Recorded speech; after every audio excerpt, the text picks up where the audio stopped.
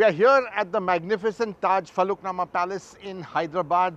It is a very special occasion and a bit of a surprise as well because Mercedes has launched the EQS SUV without any of us knowing. Santosh, it was quite a surprise. We have Santosh Iyer, the MD and CEO of Mercedes-Benz India. Santosh, this one was literally a rabbit from the hat, but you've got the Maybach at the top, and now the EQS SUV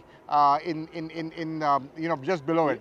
So clearly this is a well thought out strategy, isn't it? No, for sure. We were the first to get an EQS sedan way back 18 months back into India. We sold around 500 odd cars now in the last 18 months. But India is an SUV market, and we said that if you want to really go all in, let's get the Maybach at the top end with the EQS and of course also a locally produced EQS SUV.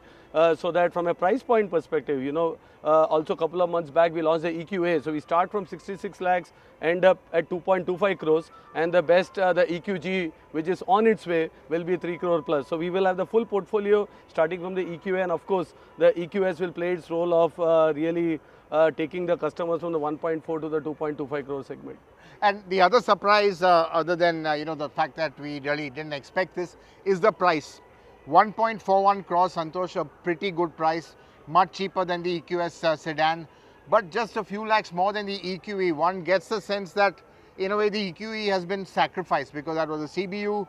What does that do for the customer? Because quite honestly, I think someone buying an EQE won't be too happy seeing an EQS, which is not much more expensive. No, frankly, we had this dilemma. You are absolutely right. But when we are localizing a car, and if you don't pass on that advantage to the market, also it's not fair because EQE is a CBU. But for EQE, of course, there is still now, because of festive season and also offers going on, there is a 25 lakh rupees differential on the EQE compared to an EQS when it comes to transaction price. On the other hand, those are customers who believed in us and have bought the EV upfront. So we are also going to come out with a loyalty program. So the next EV they purchase, they get a voucher where they can get a significant price reduction on their new EV purchase. So we would take care of the entire customers who have trust in us, and they also will be equally happy with the product. Also, we will continue with the EQE because I think it's also sensible.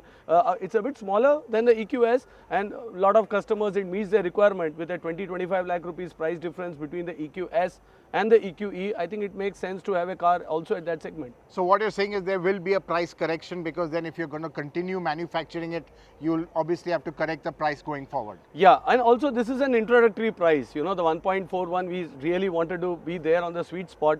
Of course, we will try our best to retain it, but you also know the exchange rate. Today euro is at 93. We still have kits being imported. So we have to keep a close watch on all the price ladders, but both of them will find their own space in the market. Right, and Santosh, obviously you've got the Maybach EQS at the top end, and you've got the regular EQS SUV here. A bit of a pincer strategy. You've got one strong competitor with a luxury sedan in the middle. Is that a kind of a deliberate thing to kind of let's say box it in on both sides? Frankly, Hormazd, you have been tracking Mercedes-Benz for many years. We have our own strategy to see what can we do for the customers, and these cars, localization of a car is an 18-month horizon. So we have already started planning the localization of this car the month we launched the EQS sedan, because we already started getting feedback that we also want a bigger car and maybe an SUV. Also, India has large families. The GLS has been a success for us in India. So this is 18 months back. Of course, today it's sweetly placed, I think also in the market in terms of price positioning, but I think we play our game. I think we are the only brand to have localized 2 cars in India, not getting it via the CBU route. So we have our own strategy, and I think it's good options for the customer. At this stage on EVs, if you ask me, we are very happy if more and more products come, not only from us but from across, even in mass market.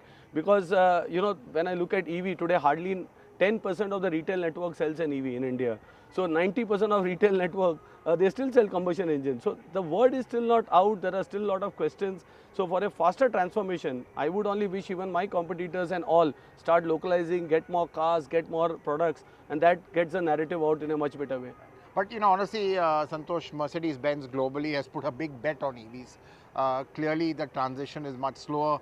There's been a U-turn, looking again at combustion, engines having a much longer life. What is your thought, at least in India? Do you think we will be following this global trend that the transition or the acceptance is not going to be as rapid as one expected it? You know, when I look at this question, you as Autocar, you know, you are one of the biggest stakeholders in the automotive industry, and we as OEMs also bringing out products.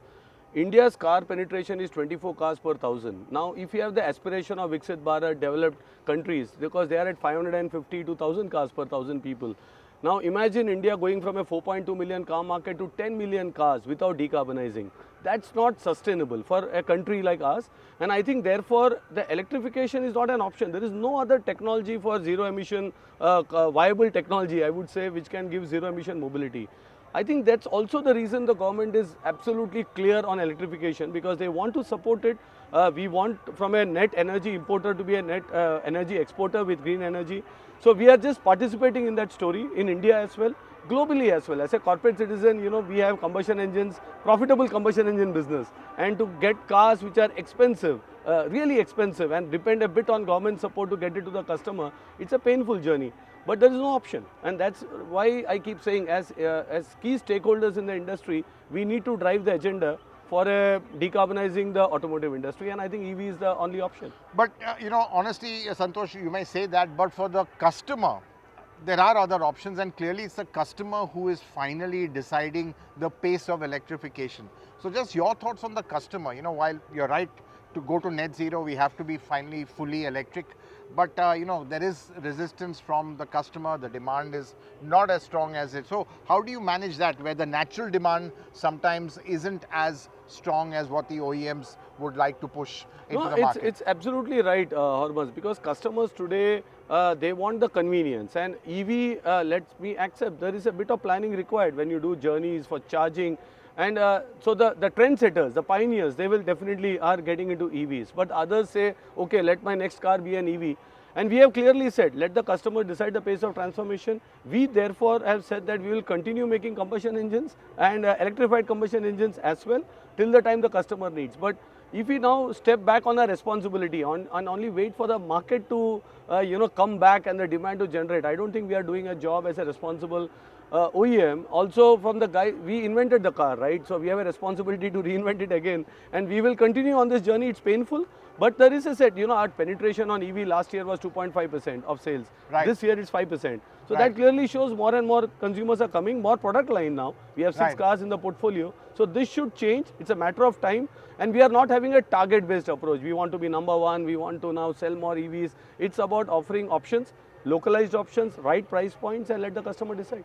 And you know, again, looking at, let's say, you know, you were talking about the trendsetters, the early majority. Do you think now we've reached a, you know, let's say a stage where not the early majority, but the early adopters, we are finding that now we are moving to the early majority. So after the early adopters, the early majority, people who are looking at it in a more kind of pragmatic, rational way, there's a little bit of hesitation there, because then they look at resale, they look at you know, what is going to be the battery life, that sort of thing. You think we are going through that phase right now, where there's a little bit of, I wouldn't say skepticism, but a little bit of uncertainty, because there are no clear answers yet? The skepticism is also coming from the narrative, Hormazd, because the narrative is globally also EV sales are slowing down. Right. Now that's not slowing down just because of customer acceptance. Customer acceptance is depending on pricing, and price points change with the change in government subsidies.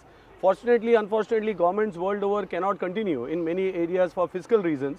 So the moment they withdraw, you see a sales coming down, and when you look at sales in isolation, you feel customer acceptance has come down. But the same market, the same place, you get the taxes and the subsidies back, the EV starts going up. So I think the price point to be achieved, unfortunately the scale effect has not come. When EVs are 30-40% of the total volume, then the scale comes, price impact comes, and you are not dependent on the government. Look at China. Today 50-60% are electrified cars, and that's significantly there because the scale effect has been reached, and there have been a significant government push for many years for them to do this transformation. I think it's a matter of time.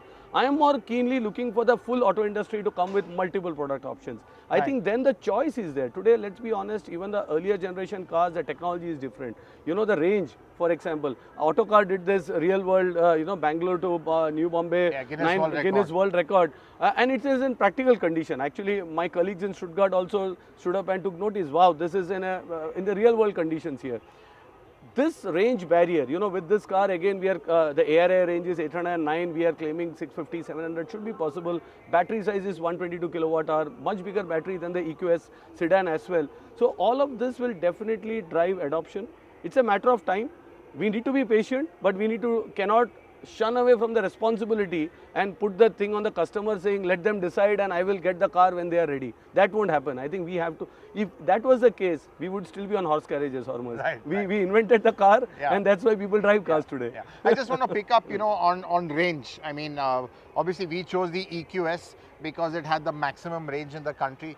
But the sense one gets is in this quest for really getting the best range, Santosh, there have been compromises. You know, to get the best CD, 0.20. Let's be honest, EQS is low and the back seat hasn't really been well appreciated. That's why you've got something like this to counter that. So do you think there was a little, I wouldn't say a mistake, but now some course correction has to be done with that realization that, you know, it's got to be beyond that ultimate goal of making it as efficient as possible? No, I think the engineers are really challenged. The range is required because to expect charging situation to improve drastically, it will happen. It's the same chicken and egg story. So we need range, but not at the compromising design. No, by just trying to get the coefficient drag to a level that you have then compromises on the interior comfort can also not be the case. So we need to find the right balance. I think with the EQS, both the Maybach as well as the SUV, it's an outstanding product in terms of space, comfort, convenience. 7-seater, ideally you don't need 7-seater, but you know, many customers in India have dogs,